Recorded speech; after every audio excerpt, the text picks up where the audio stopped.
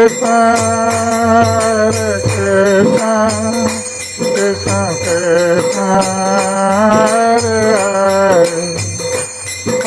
Rama, Rama Rama Rama, Hare Hare, अध्यायर नाम होचे रानी कुंती प्रार्थना एवं परीक्षित सुरक्षा।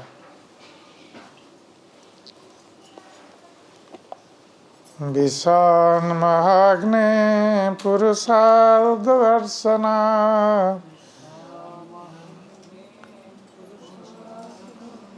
असत सभाया वनवास कृच्छ्रतः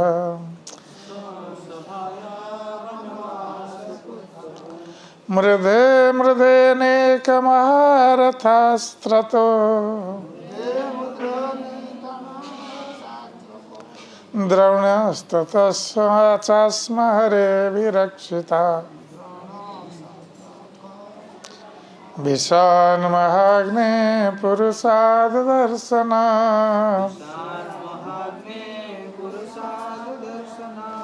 असत सभाया वनवास कृच्छ्रतः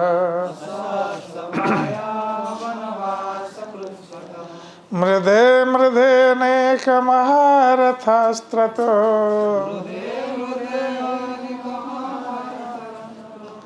द्रवणस्त्रतश्चास्म हरे विरक्षितः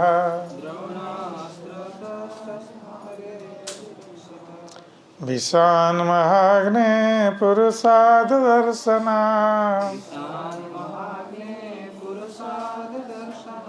असत सभाया वनवास कृच्छ्रतः मृधे मृधे नेकमहारथास्त्रतो द्रवण्यस्त्रतश्चास्म हरे विरक्षितः।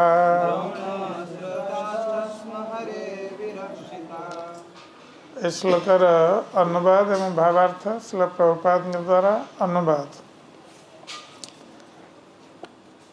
कुंती देवी भगवान श्री कृष्ण को प्रार्थना करी कहते, हे प्रिय कृष्ण, आपण आंब मान को एक विषाक्त पिष्ट करू, एक भयंकर अग्निरु, मानव भक्ष्य मान कबलरू, अति भयंकर दुष्ट मान सभारू, वनवास समय रे भयंकर विपत्तिरु एवं युद्धस्थल रे अनेक महारथी मानकर अस्त्रशस्त्र रक्षा करियछन्ति। वर्तमान मध्य आपण आंब मान को अश्वत्थामांकर ब्रह्मास्त्र कबलरू रक्षा करिछन्ति। भावार्थ,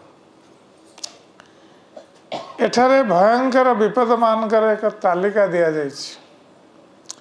देवकी थरे निजर दुष्ट भाई कंस द्वारा आतंकित होइथिले, अन्यथा से सुखी थिले, किंतु कुंती देवी और तांकर पुत्रगण वर्ष वर्ष धरी विपद उपरे विपद, गोटिके पर गोटिए अनेक विपदर सम्मुखीन होइथिले।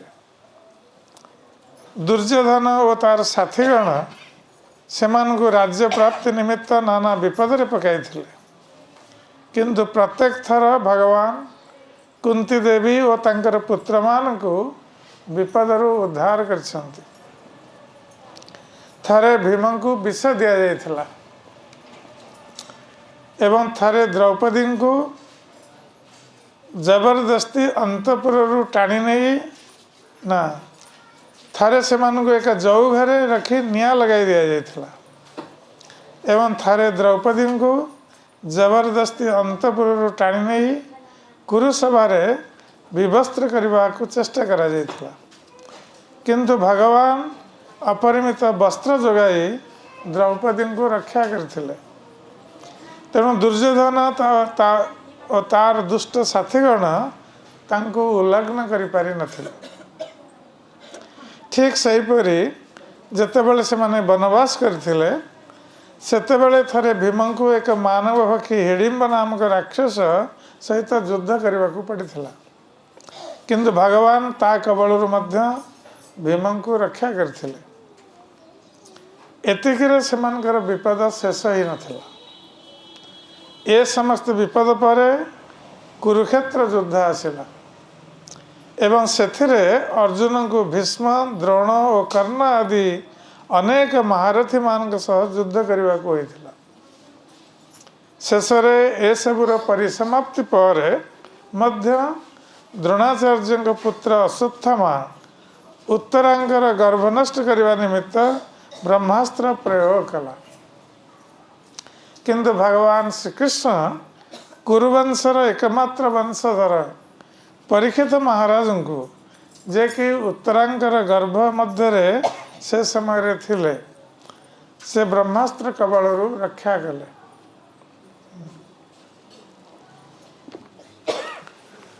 ओम अज्ञानतिमिरान्धस्य ज्ञानाञ्जनशलाकया चक्षुरुन्मिलितं येन तस्मै श्रीगुरवे नमः।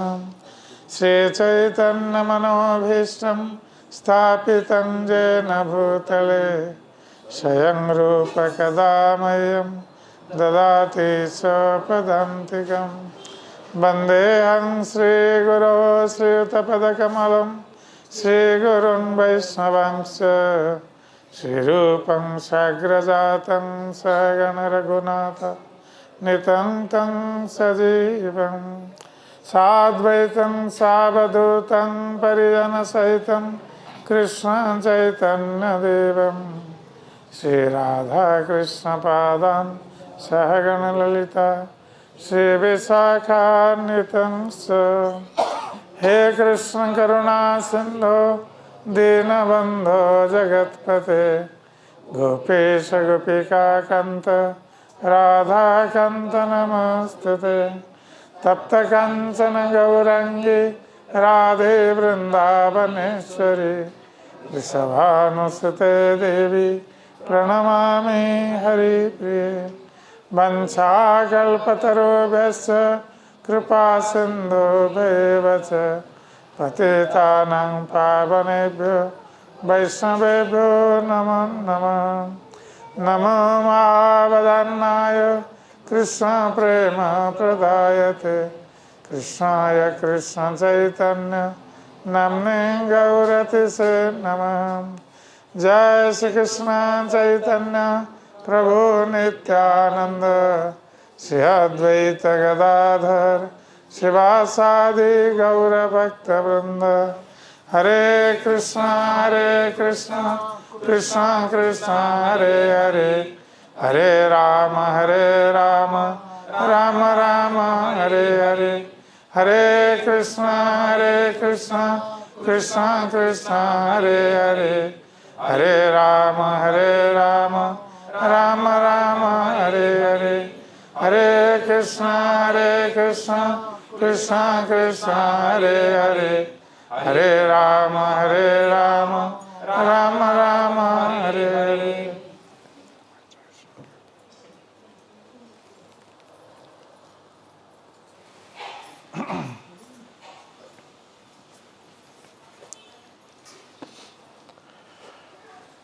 श्रीमद् भागवतर श्लोक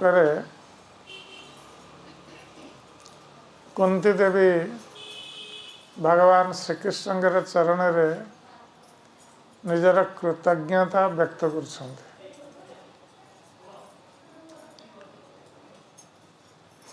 कुंती देवी तांकर चक्षु सम्मुखें दर्शन कले किपरि भगवान कृष्ण उत्तरांगर गर्भ को रक्षा कले। कुरुक्षेत्र युद्ध पर जितेबाला पांडव माने विजय पर्व पालन करुले कुरुक्षेत्र युद्ध रे से माने विजयी होते भगवान कृष्ण कृपारू तेणु विजय पर्व पालन करुले।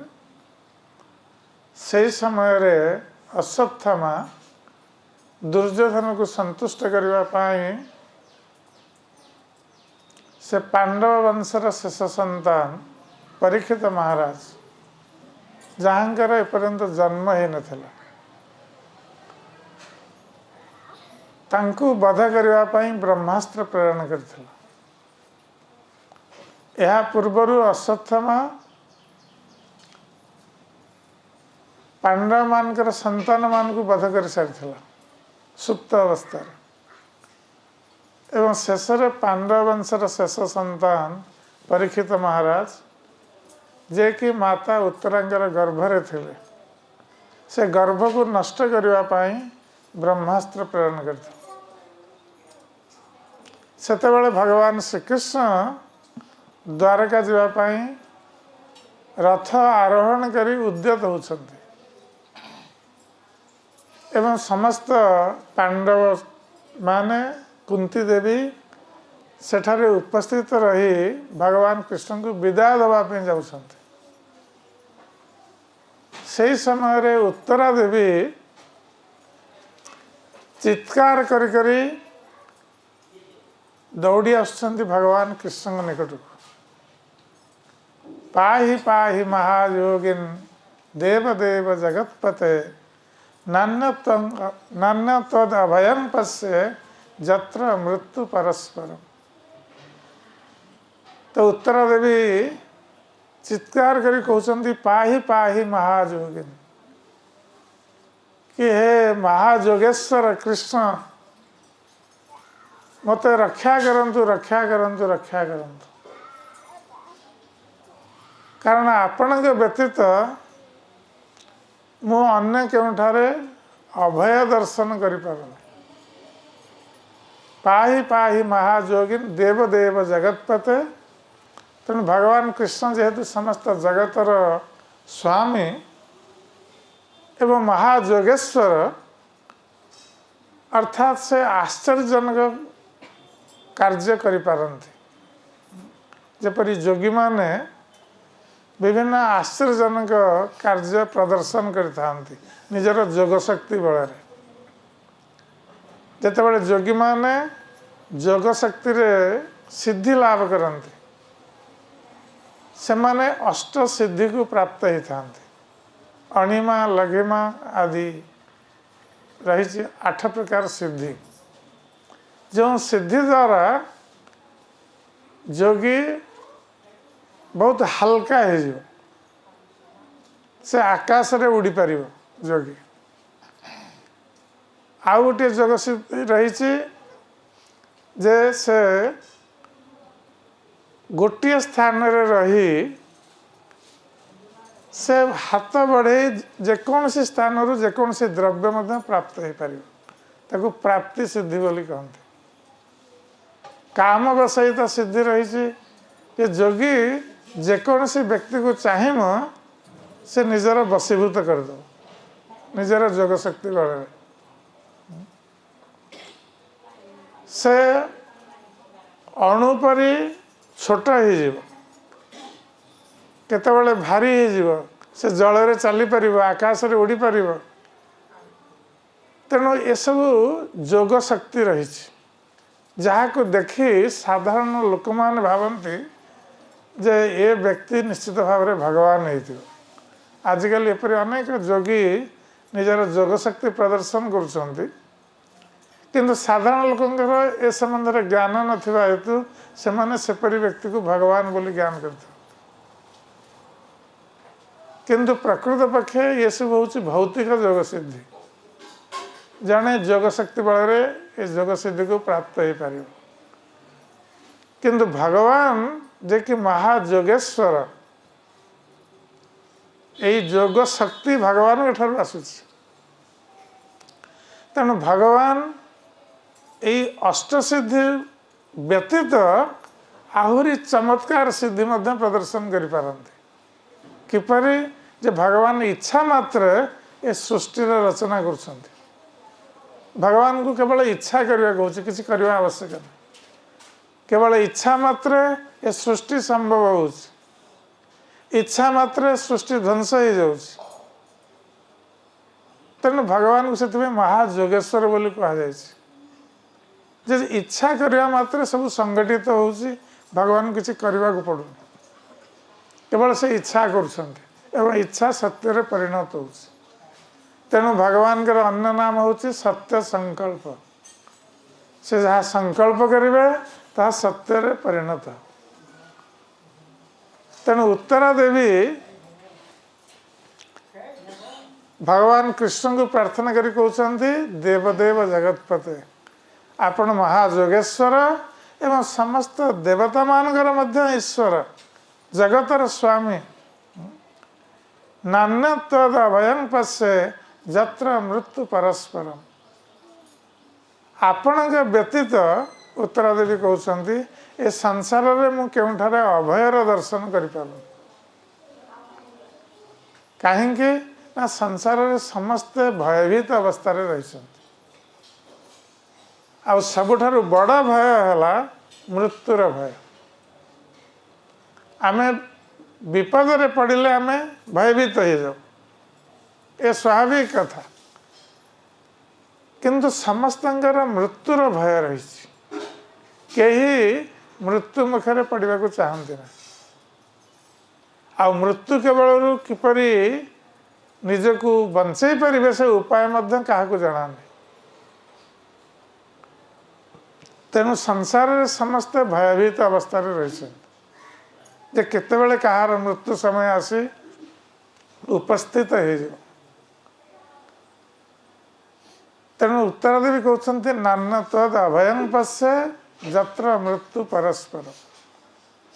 कारण संसार जेहेतु समस्ते भयभीत अवस्था रही मृत्युर भय रही एवं वर्तमान अश्वत्थामा जो ब्रह्मास्त्र प्रेरण करी उत्तरांकर गर्भ को नष्ट कर देवाई। तेणु ये विपद रु किए रक्षा कर संसार भितर।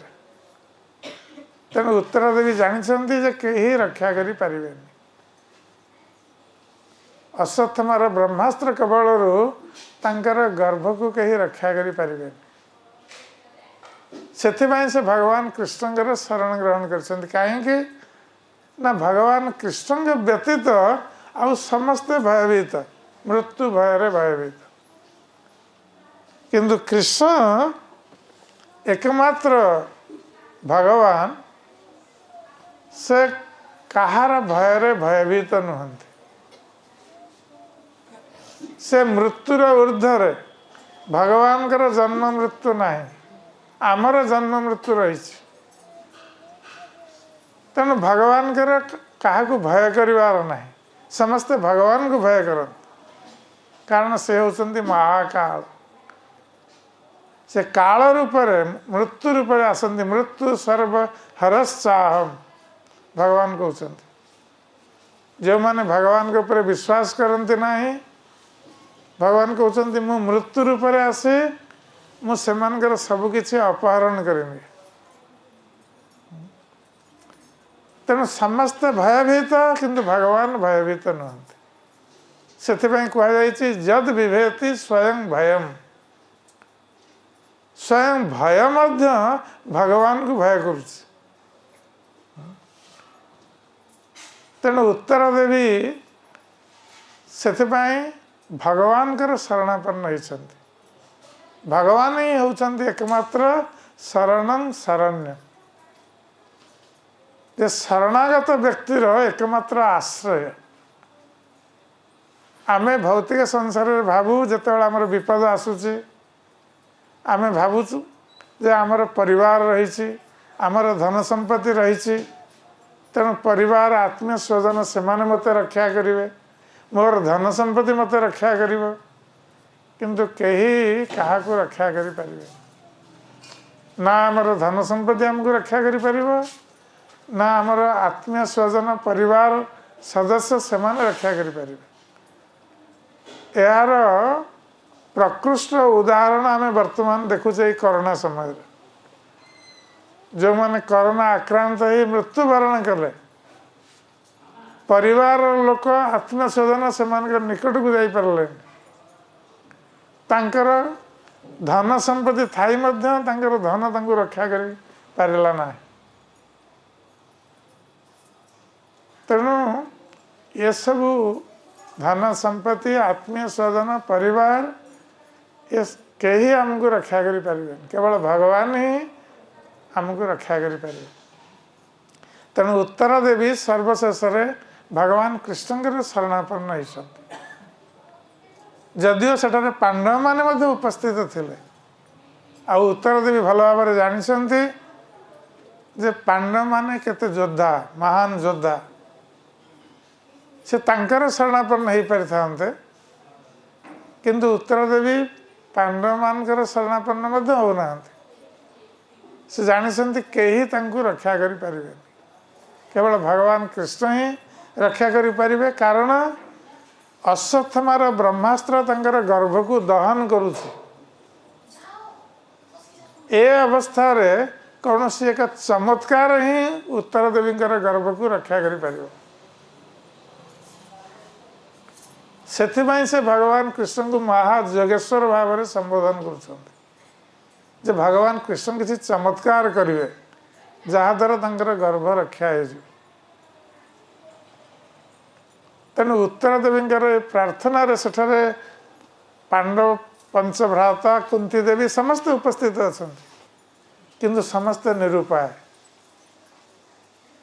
अश्वत्थमार ब्रह्मास्त्र कबल कहीं रक्षा करने समर्थ नुहति। तेणु भगवान कृष्ण उत्तर देवी प्रार्थना श्रवण करने मात्र उत्तरांगर गर्भरे प्रवेश करी निजर अस्त्र तेज द्वारा ब्रह्मास्त्र तेज को निस्तेज करदे। ब्रह्मास्त्र काम कलानी एवं परीक्षित महाराज जे कि गर्भरे थिले शिशु रूपे तांकर शरीर दग्धीभूत हो सारी ब्रह्मास्त्र तेज। तेणु भगवान कृष्ण परीक्षित महाराज को नूतन शरीर प्रदान कले। ये कार्य अन्य कहीं करें केवल भगवान ही करें कारण ये हूँ चमत्कार आश्चर्य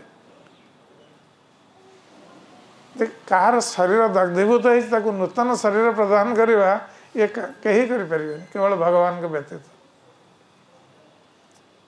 तेणु उत्तरा देवी गर्भ रक्षा होगला परीक्षित महाराज जीवन रक्षा होगला जेहेतु भगवान कृष्ण तांको रक्षा कले एवं परीक्षित महाराज गर्भरे भगवान कृष्ण दर्शन कले। ये हूँ परीक्षित महाराज सौभाग्य जे गर्भरे कृष्ण दर्शन ये सौभाग्य केते जन को प्राप्त हुए। तेणु परीक्षित महाराज जो जन्म है सेतेबेले से भगवान को गर्भरे दर्शन करते से भगवान को से खोजी बुलिले समस्त प्राणी मान के निकट में से परीक्षा करुले समस्त को जे मु जो भगवान को दर्शन करी गर्भरे ये व्यक्ति से नुहति तो। तेणु परीक्षित इति सह परीक्षित से समस्त को परीक्षा करुवा हेतु तांकर नाँ है परीक्षित। तेणु कुंती देवी निज स्वचक्षुरे ए घटना सब दर्शन कर चक्षु सम्मुखें घटना घटित होती भगवान कृष्ण किपरि रक्षा कले उत्तरांगर गर्भ को एक कथा से निजे दर्शन कर। तेणु से भगवान कृष्ण को जो प्रार्थना करते से मन पकाउछन्ति अतीतर विपद कथा।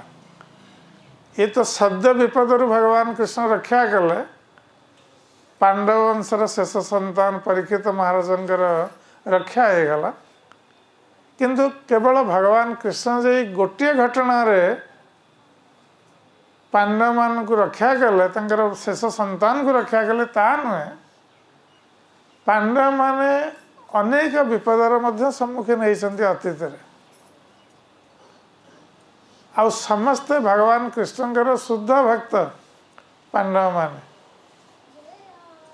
पांडव माने कुंती देवी उत्तरा माने समस्त कृष्णकर भक्त द्रौपदी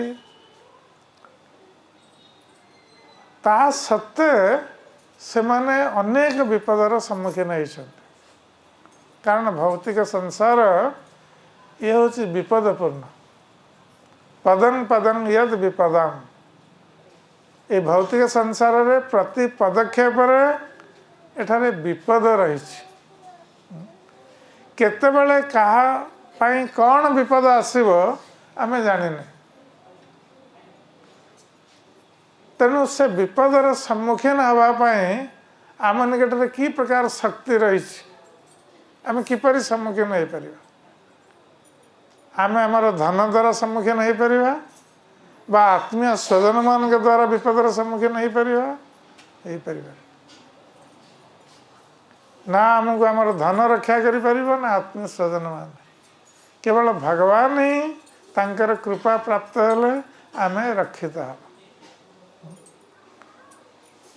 तेणु कुंती देवी प्रार्थना करी भगवान कृष्ण को मन पकाउछंती जे अतीत रे जते सब विपद आसी भगवान किपरि रक्षा करछंती पांडव मान कारण भौतिक संसार रे रहिबा को हेले विपदर सम्मुखीन हवा स्वाभाविक आमे कहि परिबानी जे वर्तमान मु कृष्णकर भक्त हो गली आउ मते विपद आसबनी विपद आसब किंतु आमर जदि भगवान कृष्ण के चरण में भक्ति रही आमे जदि भगवान कृष्णकर शरणापन्न होइसे ताहले भगवान कृष्ण हमको सुरक्षा प्रदान करेंगे विपद ए घोषणा भगवान अर्जुन के द्वारा कराउछंती अर्जुन प्रति जानी ही न मे भक्ता प्रणश्यति अर्जुन तुम्हें दृढ़ता पूर्वक संसार रे घोषणा कर दियो जे मोर भक्तर केवे विनाश हब ना भगवान स्वयं सुरक्षा प्रदान करछंती एपरिक भक्त को सुरक्षा प्रदान करने पाई भगवान निजर प्रतिज्ञा मध्य भंग कर दउछंती आमे देखा कुरुक्षेत्र युद्ध रे जेतले भीष्मदेव प्रतिज्ञा कले जे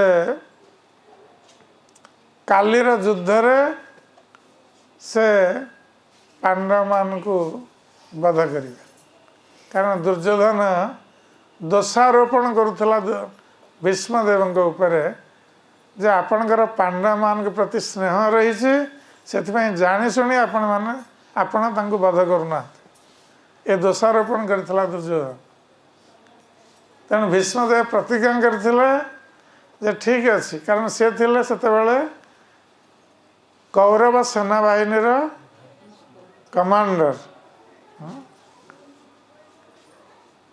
सेना अधिपति सेनापति तेणु सेनापति जदि पक्षपातिता करिवो ताहले युद्ध रे विजय असंभव तेणु दुर्योधन जितेबाला दोषारोपण कला भीष्मदेव के ऊपर आपण आम सेनार सेनापति अथच आपण शत्रु पक्ष को रक्षा करुछंती सेमानकु वध करूना तेणु भीष्मदेव कहले ठीक अच्छे ए 5टा बाण मु रखिली काली ए 5 बाण रे मु 5 पांडव को वध करी भीष्मदेव 5टी बाण बाहर करके रखिदेल दुर्योधन सम्मुखें तेणु दुर्योधन बहुत खुशी है काली निश्चित भाव में पांडव मानकर वध हम भीष्मदेव प्रतिज्ञा करछंती माने भीष्म प्रतिज्ञा से प्रतिज्ञा रू ओहरी जाई परिबे तेणु अर्जुन दुर्योधन भाविला जे कृष्ण तो बहुत चतुर तेणु कृष्ण काले किसी योजना करेंगे आ ये भीष्मदेव जो 5टी बाण रखिंट पांडव मान को वध करने जदि कौन से प्रकार से बाण किए नहीं गला चोरी हो गला बाण ताहले पांडव मानकर वध हो पारन तेणु दुर्योधन भाविला जे मो पाखे बाण रहिले ये सुरक्षित रह तेणु दुर्योधन भीष्मदेव से 5टी बाण मागिक नहीं गल कहला ये बाण मत दे दिंतु मु काली युद्ध पूर्व ये बाण आपन को देवी କାରଣ ରାତି ଭିତରେ କ'ଣ ହେବ କେହି ଜାଣନ୍ତିନି। ଯଦିଓ ଏ 5ଟି ବାଣ ଦୁର୍ଯ୍ୟୋଧନ ନେଇ ରଖିଲା ନିକଟରେ ଭଗବାନ କୃଷ୍ଣ ଜାଣିଛନ୍ତି। ଆଉ ଭଗବାନ କୃଷ୍ଣ ମଧ୍ୟ ପ୍ରତିଜ୍ଞା କରିଥିଲେ ସେ ଯୁଦ୍ଧରେ ଅସ୍ତ୍ର ଧାରଣ କରିବେନି। ତେଣୁ ଯେତେବେଳେ ଦୁର୍ଯ୍ୟୋଧନ ଏବଂ ଅର୍ଜୁନ ଯାଇଥିଲେ ଭଗବାନ କୃଷ୍ଣଙ୍କ ନିକଟକୁ ତାଙ୍କର ସାହାଯ୍ୟ ଭିକ୍ଷା କରିବା ପାଇଁ ଯୁଦ୍ଧ ପୂର୍ବରୁ, ସେତେବେଳେ ଭଗବାନ କୃଷ୍ଣ କହିଥିଲେ ଦୁର୍ଯ୍ୟୋଧନକୁ ଯେ ଦେଖ, ଗୋଟିଏ ପକ୍ଷରେ ମୁଁ କିନ୍ତୁ ଅସ୍ତ୍ର ଧାରଣ କରିବି ଏବଂ ଅନ୍ୟ ପକ୍ଷରେ ମୋର ନାରାୟଣୀ ସେନା। ତେଣୁ ତୁମେ କାହାକୁ ଚାହୁଁଛ, ନିରସ୍ତ୍ର ଅସ୍ତ୍ରହୀନ କୃଷ୍ଣ ନା କୃଷ୍ଣଙ୍କର ନାରାୟଣୀ ସେନା?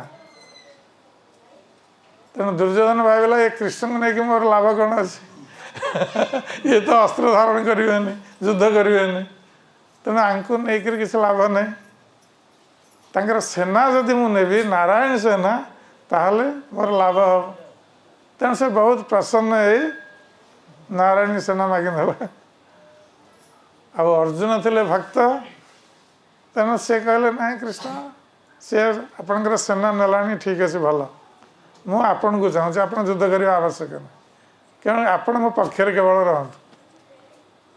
ତେଣୁ କୃଷ୍ଣ ପ୍ରତିଜ୍ଞା କରିଥିଲେ ଯେ ଅସ୍ତ୍ର ଧାରଣ କରିବେନି। ତେଣୁ କୃଷ୍ଣ ଅର୍ଜୁନଙ୍କର ସାରଥୀ ହେଲେ, କହିଲେ ମୁଁ ତୋର କ'ଣ ସେବା କରିପାରିବି ଯୁଦ୍ଧରେ? ତେଣୁ କୃଷ୍ଣ କହିଲେ ଯେ ମୁଁ ତ ଠିକ୍ ଅଛି, ମୁଁ ତୋର ସାରଥୀ ହେବି ରଥ। ତେବେ ଯେତେବେଳେ କୃଷ୍ଣ ଜାଣିଲେ ଯେ ଭୀଷ୍ମଦେବ ଏଇ 5ଟି ବାଣ ରଖିଛନ୍ତି କାଲି ପାଣ୍ଡବମାନଙ୍କୁ ବଧ କରିବା ପାଇଁ, ତାହେଲେ ପାଣ୍ଡବମାନଙ୍କର ବଧ ନିଶ୍ଚିତ, କାରଣ ଭୀଷ୍ମ ପ୍ରତିଜ୍ଞା କରିଛନ୍ତି ମାନେ ତାଙ୍କ ପ୍ରତିଜ୍ଞା ପୂର୍ଣ୍ଣ ହେବ। ଆଉ ପାଣ୍ଡବମାନେ ଯେହେତୁ ଭଗବାନଙ୍କର ଭକ୍ତ, ଭଗବାନ କୃଷ୍ଣଙ୍କର ଦାୟିତ୍ୱ ପାଣ୍ଡବମାନଙ୍କର ରକ୍ଷା କରିବା।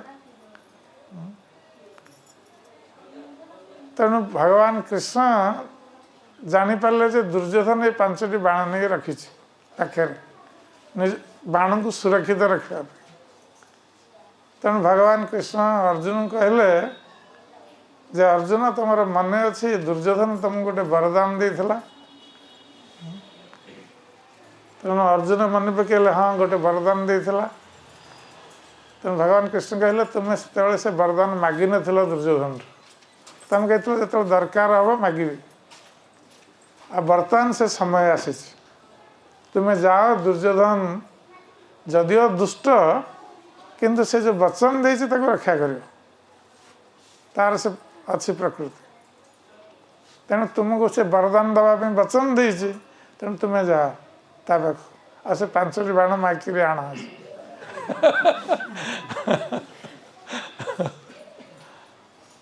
ତେଣୁ ଅର୍ଜୁନ ଗଲେ ରାତିରେ, କାରଣ ଦିନ ବେଳେ ଯୁଦ୍ଧ ହେଉଥିଲା, ଆଉ ରାତିରେ ସମସ୍ତେ ବିଶ୍ରାମ କରୁଥିଲେ ନିଜ ନିଜ କ୍ୟାମ୍ପରେ।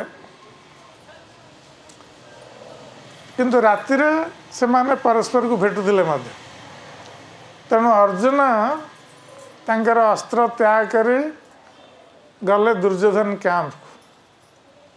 ତେଣୁ ଦୁର୍ଯ୍ୟୋଧନ ଯେତେବେଳେ ସମାଚାର ପ୍ରାପ୍ତ ହେଲା ଅର୍ଜୁନ ଆସିଛନ୍ତି, ତେଣୁ ସେ କହିଲା ଠିକ୍ ଅଛି, ତାଙ୍କୁ ଆସିବାକୁ ଦିଅ। ଦୁର୍ଯ୍ୟୋଧନ ଭାବିଲା ବୋଧେ ଅର୍ଜୁନ ଆସିଛନ୍ତି ସେମାନେ ଯୁଦ୍ଧରେ ଆମଠୁ ହାରିଯିବେ ବୋଲି, ସେ ଆସିଛନ୍ତି ଆମଠୁ ମାନେ ରାଜ୍ୟ ଭିକ୍ଷା କରିବା ପାଇଁ। ତେଣୁ ଦୁର୍ଯ୍ୟୋଧନ କହିଲା ଯେ ଅର୍ଜୁନ, ତୁ ଯଦି ରାଜ୍ୟ ଚାହୁଁଛୁ ବିନା ଯୁଦ୍ଧରେ, ମୁଁ ଦେବା ପାଇଁ ପ୍ରସ୍ତୁତ ଅଛି। ଅର୍ଜୁନ କହିଲେ ନା ନା, ମୁଁ ରାଜ୍ୟ ଚାହୁଁନି, ମୁଁ ରାଜ୍ୟ ପାଇଁ ଆସିନି। ରାଜ୍ୟ ତ ଆମେ ଯୁଦ୍ଧ କରିକି ନେବୁ, ମୁଁ ଏମିତି ମାଗିକରି ରାଜ୍ୟ ନେବୁନି ଆମେ। କିନ୍ତୁ ମୁଁ ଆସିଛି, ତମେ ଯେଉଁ ବରଦାନ ମୋତେ ଗୋଟିଏ ପ୍ରଦାନ କରିଥିଲ, ମୁଁ ସେଇ ବରଦାନ ଭିକ୍ଷା କରିବା ପାଇଁ ଆଜି ଆସିଛି।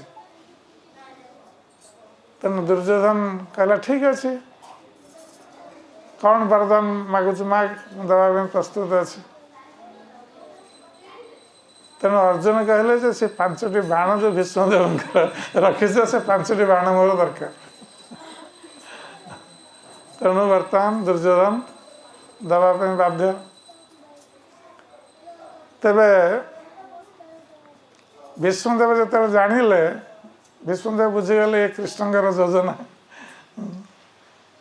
ତେଣୁ ଭୀଷ୍ମଦେବ ପ୍ରତିଜ୍ଞା କଲେ, ଠିକ୍ ଅଛି, କୃଷ୍ଣ ମୋର ପ୍ରତିଜ୍ଞା ଭଙ୍ଗ କଲେ ବାଣ ହରଣ କରିକି। ତେଣୁ ମୁଁ ଆଗାମୀକାଲି ଯୁଦ୍ଧରେ ଏପରି ଯୁଦ୍ଧ କରିବି, କୃଷ୍ଣଙ୍କର ପ୍ରତିଜ୍ଞା ମଧ୍ୟ ଭଙ୍ଗ କରିବି। ଭୀଷ୍ମଦେବ ଭଗବାନଙ୍କର ବହୁତ ବଡ଼ ଭକ୍ତ ଥିଲେ, କୃଷ୍ଣଙ୍କର ଭକ୍ତ। ଆଉ ସେ ଜାଣିଥିଲେ ଅନ୍ୟାୟର ସମର୍ଥନ କରୁଛନ୍ତି, ଆଉ ତାଙ୍କର ଯୁଦ୍ଧରେ ପରାଜୟ ସୁନିଶ୍ଚିତ। ଭୀଷ୍ମଦେବ ଏକଥା ଜାଣିଥିଲେ ଆଗରୁ। ତେଣୁ ଯେତେବେଳେ ଯୁଦ୍ଧ ହେଲା ପରଦିନ ଭୀଷ୍ମଦେବ ଏପରି ଘୋର ଯୁଦ୍ଧ କଲେ ଯେ ଅର୍ଜୁନ ଭୀଷ୍ମଦେବଙ୍କ ବାଣର ସମ୍ମୁଖୀନ ହେଇପାରିଲେନି, ପ୍ରତିରକ୍ଷା କରିପାରିଲେନି ନିଜକୁ। ଅର୍ଜୁନଙ୍କର ଶରୀର କ୍ଷତ ବିକ୍ଷତ ହେଇଗଲା ଏବଂ ଭଗବାନ କୃଷ୍ଣଙ୍କ ଶରୀର ମଧ୍ୟ କ୍ଷତ ବିକ୍ଷତ ହେଉଥିଲା। ଅର୍ଜୁନ ସୁରକ୍ଷା ଦେଇପାରୁନଥିଲେ ସାରଥୀ। ତେଣୁ ଭଗବାନ କୃଷ୍ଣ ଯେତେବେଳେ ଦେଖିଲେ ଯେ ବର୍ତ୍ତମାନ ଭୀଷ୍ମଦେବ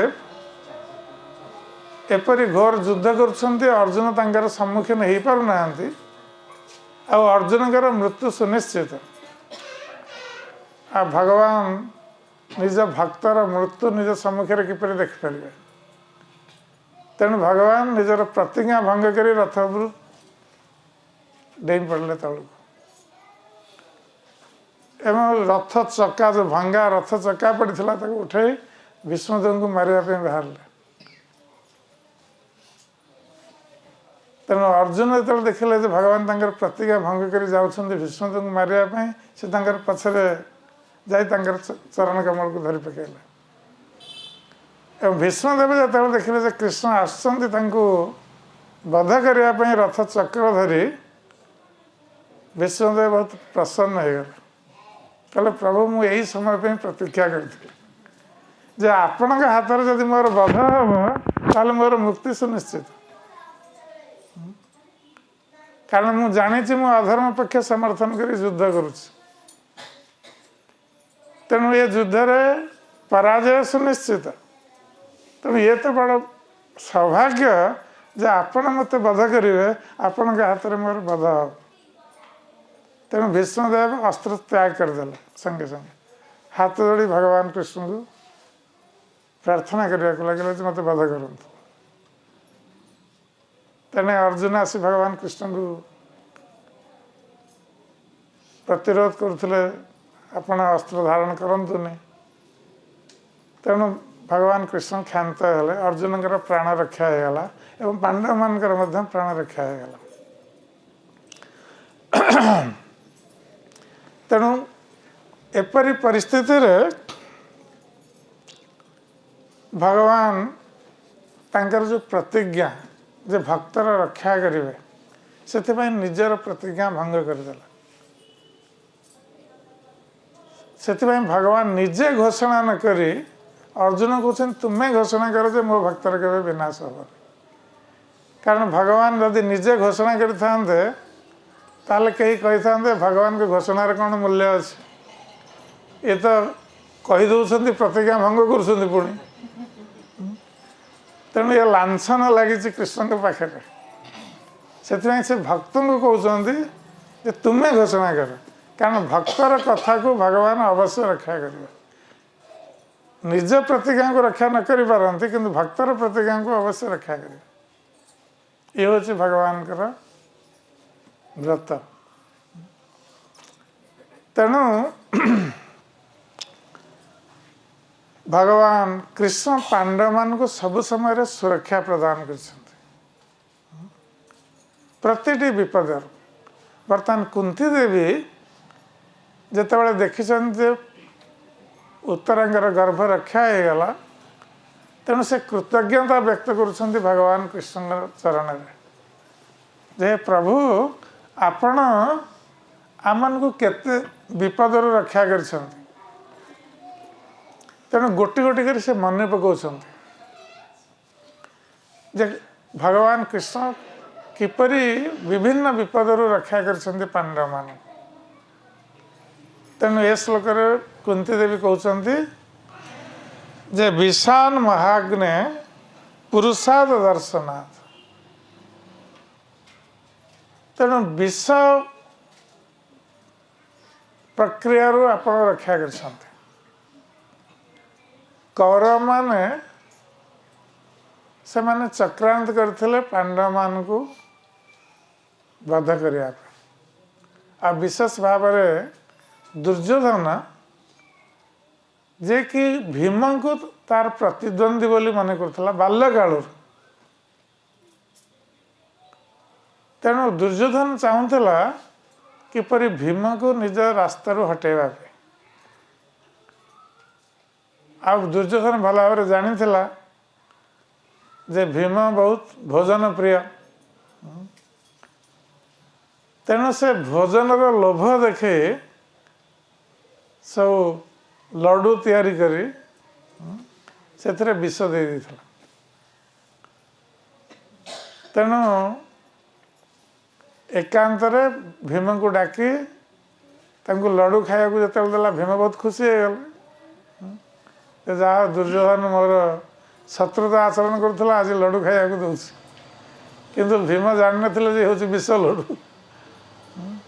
तेणु जो विष लड्डू खाइले भीम अचेतन हो गले। तेणु दुर्योधन भाविला जे भीमकर मृत्यु हो गला। से बहुत आनंद राताराति अन्य भ्राता मान सहयोग नहीं गंगा जल भीम को फिंगिदेला नदी रे गंगा नदी रे। कारण हस्तिनापुर गंगा नदी कूल अवस्थित।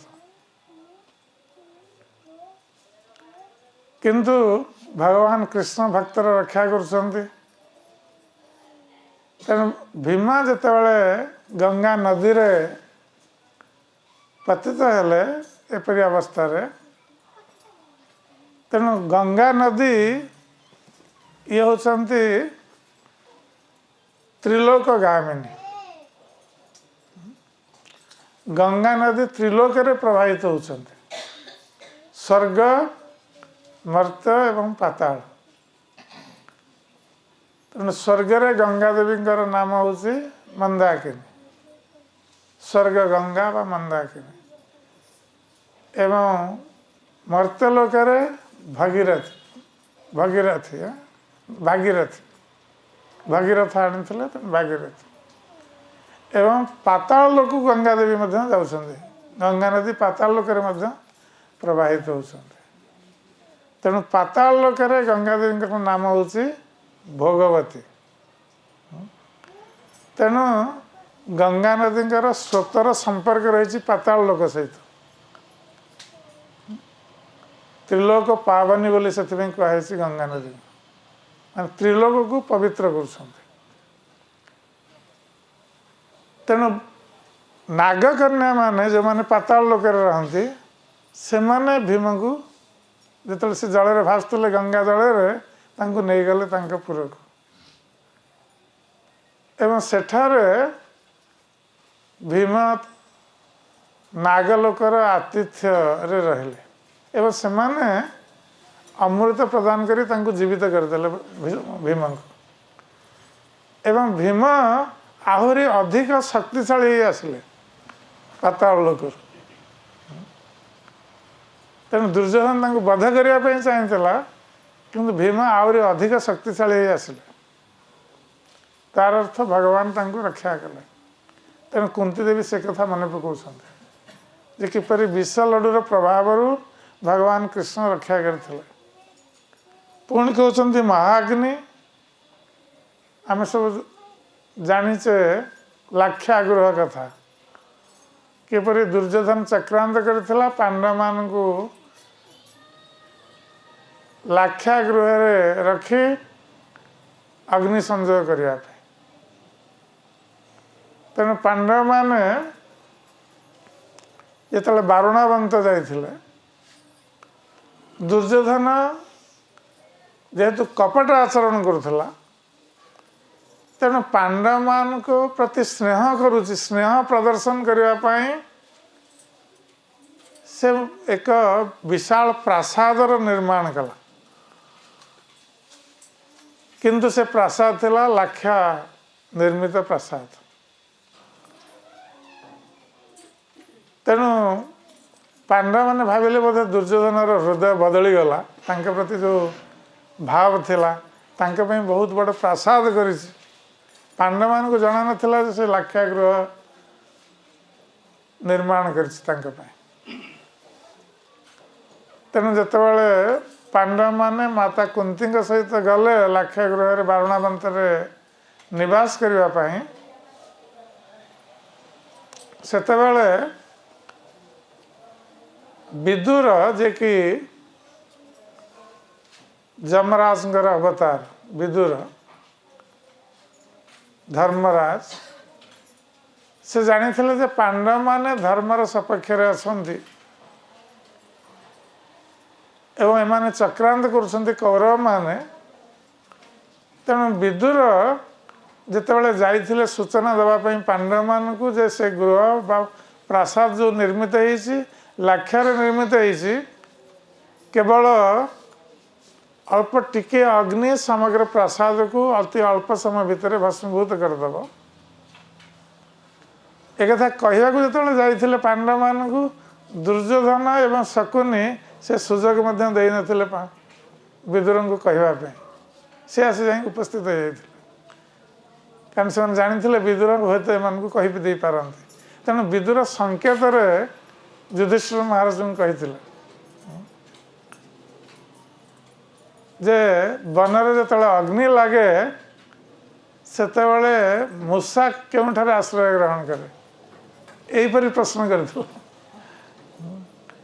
तेणु से युधिष्ठिर महाराज बुझीपारे जे विदुर एपरी कहीं कहले आमे बारुणावंत जावा पूर्वर आमको विदा देवा पूर्वर एपरी कहीं कहले अग्निर कथा कहीं कहले एवं अग्नि लगिले आश्रय केउठारे नब से कथा कहीं कहले। तेणु युधिष्ठिर महाराज बहुत बुद्धिमान थे से चिंता करते विदुर मत व्यवस्था करते लाक्षागृह पांडव मान को बाहर करने सुड़ंग निर्माण पाए। तेणु भगवान कृष्ण के कृपारू कौरव माने जो दिन लाक्षागृह अग्नि संजोग करिवार थिला तार गोटे दिन पूर्वर पांडव माने से लाक्षागृह निजे अग्नि संजोग कर से बाहरी जाते सुड़ंग दे। तेणु कौरव माने भाविले से मृत्यु है। तबे कुंती देवी कहते महाअग्नि महाअग्नि रे समस्त भस्मीभूत हो जाते कुंती देवी सह किंतु भगवान कृष्ण मध्य रक्षा करते। पुरुषा दर्शनाथ जिते से माने लाक्षागृह मुक्त हो बनरे अग्नि रही से समय हिडिंबा राक्षस आक्रमण करथिला एवं भीम को भगवान सुरक्षा प्रदान करथिले। भीम से हिडिंबा राक्षस को वध करी हिडिंब को विवाह करथिले जे हिडिंबा राक्षसर भगिनी थिला हिडिंबा। तेणु असत सभाया वनवास कृत्सतः आउ भगवान कृष्ण असत सभा कुरु सभा को असत सभा बोली कहुई। कौरव माने जेहेतु असत पथ अवलंबन करते तेणु जितेबाला पांडव माने हारीगले द्यूत क्रीड़ा रे कारण शकुनी से द्यूत क्रीड़ा रे पांडव मान को हराई दे एवं असत उपाय हराई जहाँ फल कौरव माने द्यूत क्रीड़ा हारी द्रौपदी को जो बाजी रखी हरैया को पड़ला। तेणु कौरव श्रेष्ठ दुर्योधन दुशासन को आदेश देता द्रौपदी को आनी राजसभा उल्लग्न करने एते दुर्योधन एते नीच स्तर को चली आसला जे द्रौपदी को राजसभा उल्लग्न कर चेष्टा कर तेणु द्रौपदी से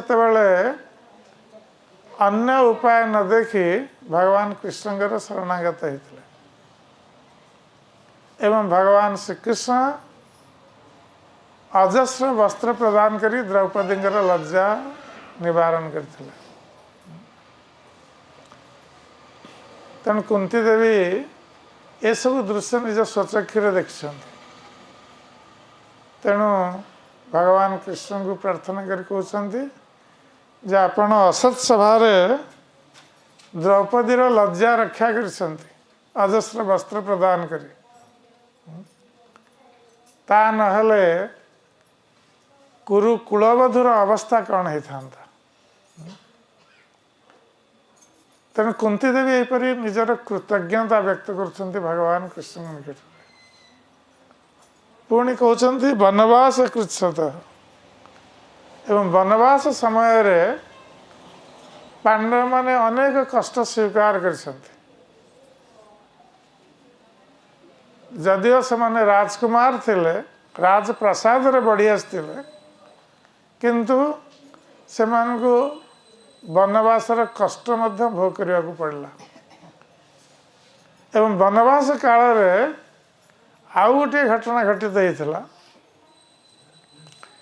जे थारे दुर्वासा मुनि आसीथिले हस्तिनापुर को एवं समस्त जानती जे दुर्वासा मुनि होउछन्ति बहुत क्रोधी जदि कौन सी व्यक्ति अत्यधिक क्रोध प्रकाश करे आमे ताकू कही था ये दुर्वासा परी हो तेणु समस्त जानती दुर्वासा मुनि क्रोधी स्वभाव से अति शीघ्र प्रसन्न हो अति शीघ्र क्रोध मध्य प्रकाश करी अभिशाप देदे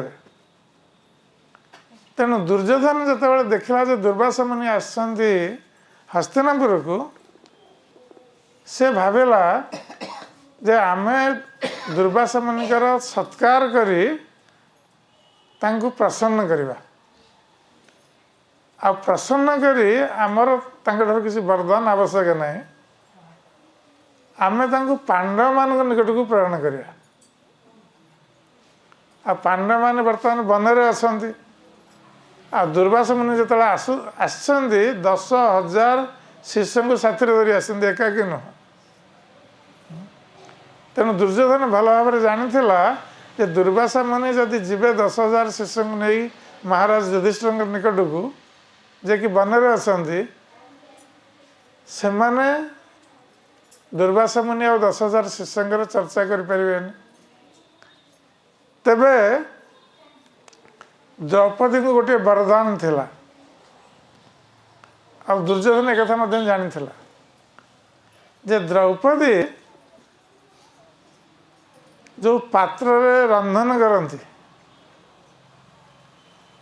से पात्र केवे से खाद्य शेष होनी जेते लोक आसिले से दे परिवे आउ जदि द्रौपदी खाई सारी निजे आ पात्र को धोईकी रखी ताहले जेते लोक आसिले से दे परिवे ए वरदान थिला द्रौपदी आ दुर्योधन एक कथा जानी थिला तेणु से बहुत भल भाव सत्कार कला आमर मुनिंकर 10,000 शिष्य सहित दुर्वासा मुनिंकर आ तांको प्रसन्न करदेला प्रसन्न करी कहला जे मुनिवर आमर ज्येष्ठ भ्राता युधिष्ठिर से निकट में बनरे अछन्ति बनरे वास करुछन्ति आ से बहुत अतिथिपरा है तेणु आपण जदि सेठा को जीवे से आपनकर बहुत भल सत्कार करेंगे अब आपण तांको तांके सत्कार संतुष्ट है तांको आशीर्वाद प्रदान करेंगे तेबे दुर्योधन जेहेतु दुर्वासा मुनिकर सत्कार करथिला द्विपहर समय तेणु से द्विपहर पर दुर्वासा मुनि को प्रेरणा कला युधिष्ठिर महाराज निकट को जीवाई कारण से जानी से पांडव माने भोजन शेष कर सारी आ द्रौपदी भोजन शेष कर सारी ताहले दुर्वासा मुनि से गले 10,000 शिष्य को नहीं से आतिथ्य करें तेणु दुर्वासा मुनि क्रोधित ही अभिशाप देदेवे तेणु पांडव माने ध्वंस हो ताहले आमर कार्यसिद्धि होगला आमको आ युद्ध कराया पड़ो तेणु दुर्योधन ये सब योजना कर तेणु जिते से प्रस्ताव देला मुनि को दुर्वासा मुनि को से दुर्वासा मुनि बहुत खुशी हो गले ठीक है आम जा युधिष्ठिर महाराज निकट तेणु जो दुर्वासा मुनि जा पहुँचले 10,000 शिष्यों सह युधिष्ठिर महाराज जानते जे बहुत बड़ा संकट आसी उपस्थित है बर्तमान तांका निकट सत्कार करने किसी ना तथापि निजर कर्तव्यवश से स्वागत कले दुर्वासा मुनि को बसापी आसन प्रदान कले एवं भोजन पर निमंत्रण करदे आ से जानते पाखे किसी ना दवापी किंतु जेहेतु पांडव माने कृष्ण के ऊपर पूर्ण निर्भरशील तेणु से दृढ़ विश्वास था कृष्ण विपद रक्षा करेंगे तेणु जो भोजन पर निमंत्रण कले से जानी द्रौपदी भोजन शेष कर सारी से दुर्वासा मुनि कहले जे आम सब स्नान कर आसबू तापर भोजन कर तेणु नदी को चलीगले स्नान कर तेणु एणे पांडव माने सब चिंतित अवस्था रही कृष्ण को स्मरण कर अवस्था आम कौन करूँ वर्तमान दुर्वासा मुनि आसबे स्नान कर सारा पर आम पाखे भोजन नथिबा आम अवस्था कौन हम आ दुर्वासा मुनि आमको अभिशाप देदेवे तेणु से समय अचानक कृष्ण आसी उपस्थित हो जदिओ कृष्ण निकट में नथिले द्वारकार थे किंतु पांडव माने विपद में पड़ी तेणु भगवान कृष्ण आसी अचानक उपस्थित हो गए एवं अचानक उपस्थित हो डाकुं द्रौपदी द्रौपदी मत बहुत भोक लगी कौन अच्छी खाया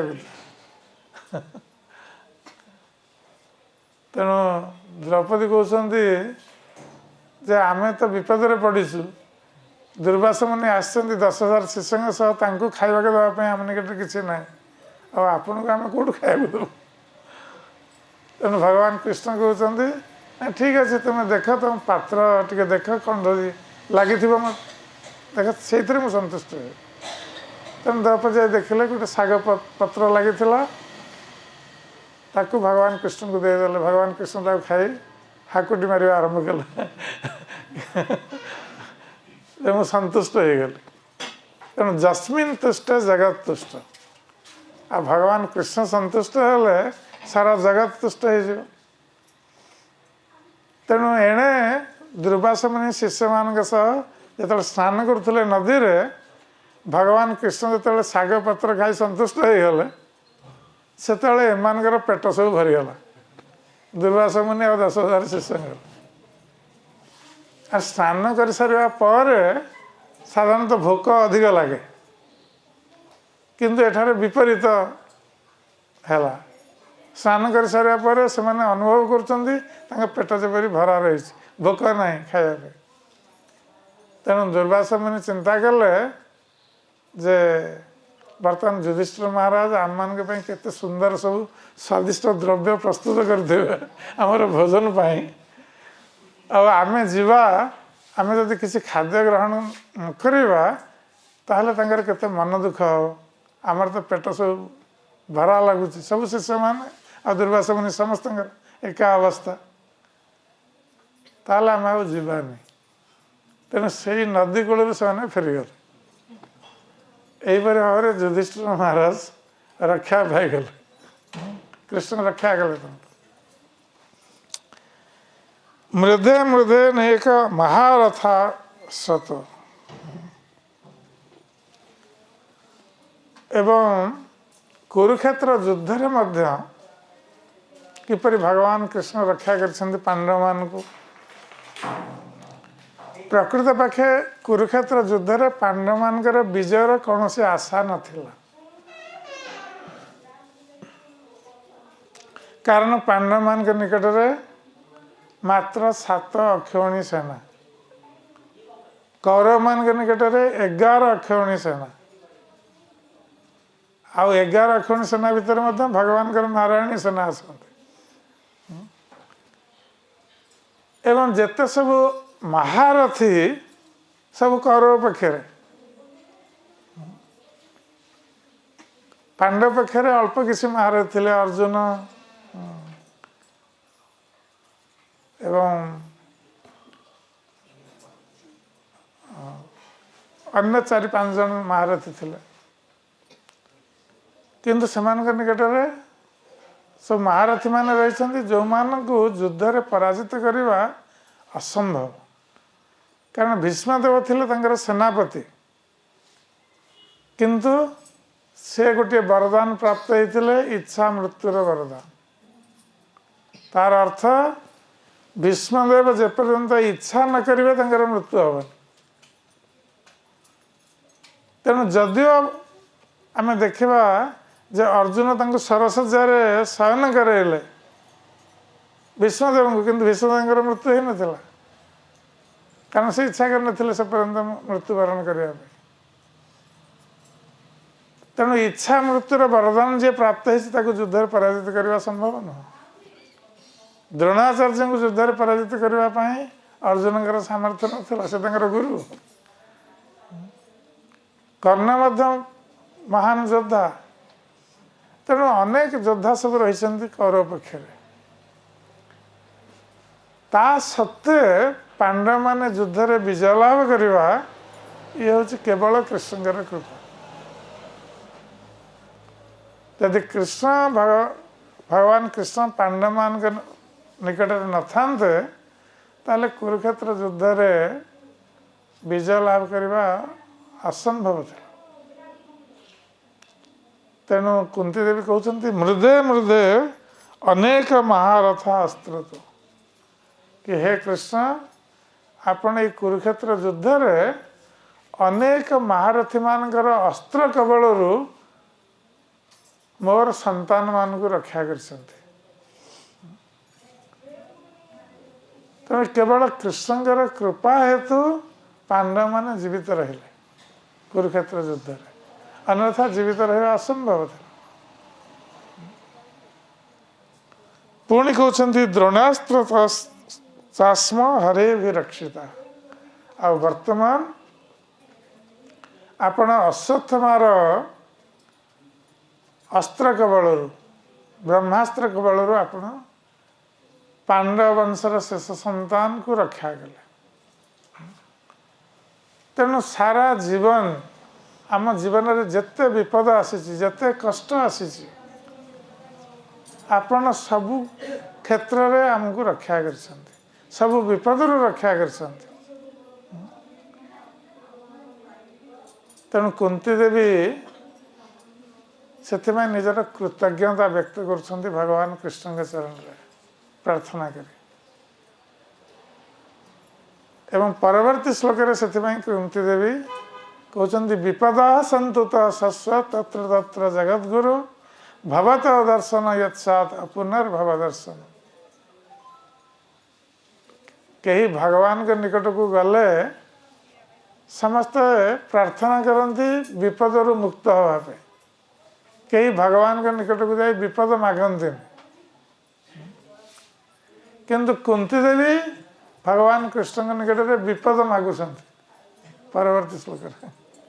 ବିପଦ ସନ୍ତୁତ ଶସ୍ୱ ତତ୍ର ତତ୍ର ଜଗଦ୍ଗୁରୁ, କି ହେ କୃଷ୍ଣ ଅତୀତରେ ଆମ ପାଇଁ ଯେତେ ବିପଦ ସବୁ ଆସିଛି ସେ ବିପଦ ମାନ ଆପଣ ଆମକୁ ଆଉଥରେ ଦିଅନ୍ତୁ, ବାରମ୍ବାର ଦିଅନ୍ତୁ। ଗୋଟେ ବିଚିତ୍ର ପ୍ରାର୍ଥନା କୁନ୍ତୀ ଦେବୀଙ୍କର। କେହି ଭଗବାନଙ୍କୁ ବିପଦ ମାଗନ୍ତିନି। तेरे कुंती देवी विपद कहीं मागुंट विपदा संदूत शस्व तत्र तत्र जगद्गुरु भवत दर्शन यत्साद अपुनर भव दर्शन। तेणु कुंती देवी कहते जे आपण जिते आमको से भली विपद मान सब देवे प्रदान करेंगे बारंबार ताहले कौन हम ना आम जो विपद पड़ू आम आपण को स्मरण करूँ कारण आमर आई संसार आउ कहीं आश्रय नहांती आपण ही आमर एकमात्र आश्रय। तेणु आम जो आपण को स्मरण करूँ विपद पड़ा समय आपण होती भक्त वत्सल भक्त विपद पड़े आपण स्थिर ही रहीपर कारण आप प्रतिज्ञा कर भक्त मान को रक्षा करेंगे तेणु आप दौड़िक आसवे आमको रक्षा करने आप जो आसवे आमको रक्षा करने आम आपंकर दर्शन प्राप्त हो तेणु भवत दर्शन यत्साद अपुनर्भव दर्शन। तेणु जो आपणकर दर्शन आम प्राप्त हो ताहले आमर संसार दर्शन हेनी भव अर्थात संसार दर्शन आमर हेनी। संसार दर्शन माने कौन ना बारंबार ये संसार आम जन्म मृत्यु को ग्रहण कर आम मुक्त हो आपण निकट को चली जाऊ आपण धाम को प्राप्त हो। तेणु ये विपद आमको साहाय्य करवा भगवान को स्मरण करवा अनेक समय आम जो सुखे था से समय आम भगवान को भूली जाओ स्वाभाविक कथा जिते विपद आसे से भगवान को मन पकू तार अर्थ भक्त मान ए विपद आशीर्वाद ही आसे ताहले भक्त व्याकुल है विपद व्याकुल है से भगवान को स्मरण कर प्रार्थना कर भगवान भक्तर विपद को सहन कर रक्षा करेंगे। तेणु भगवान दर्शन हेले कृपा प्राप्त हेले आमर संसार बंधन आम मुक्त हो सबुदिन संसार कष्ट आमको बारंबार भोग करने को पड़े। तेणु कुंती देवी से भगवान को विपद मागुंट तेणु भक्त माने से माने केतेबेले विपद विचलित होते ना जेते कष्ट जेते दुख विपद आसिले भक्त माने केबे विचलित होते कहीं से जानती जे भगवान हमको रक्षा करेंगे अवश्य राखिबे कृष्ण विश्वास पालन जे भगवान कृष्ण हमको रक्षा करेंगे ये दृढ़ विश्वास भक्तर रहा आवश्यक ताहले भगवान अवश्य रक्षा करेंगे। आमर यदि विश्वास नहीं भगवान के ऊपर ताहले भगवान कहीं रक्षा करेंगे। तेणु जे शरणागत भक्त तार से दृढ़ विश्वास रहा आवश्यक ताहले जेते विपद आसिले से केबे विचलित हेनी बा भयभीत हेनी कारण तार दृढ़ विश्वास रहा भगवान अवश्य मत रक्षा करेंगे। ये हूँ शरणागत भक्तर लक्ष्य। तेणु कुंती देवी एवं पांडवगण जेहेतु भगवान पूर्ण शरणागत भक्त थे तेणु से भगवान कृष्ण के द्वारा प्रतिटी विपद रक्षित होते भगवान कृष्ण से सुरक्षा प्रदान करते तेणु पांडव माने आमर आदर्श से तेणु आम जो विपद पड़ुचे आम पांडव मान कथा स्मरण करने आवश्यक जे सेमाने किपरि भगवान कृष्ण को स्मरण करी समस्त विपद रक्षा पाई आम ठीक सेपरी भगवान कृष्ण को स्मरण करी समस्त विपद मुक्त हो। हरे कृष्ण।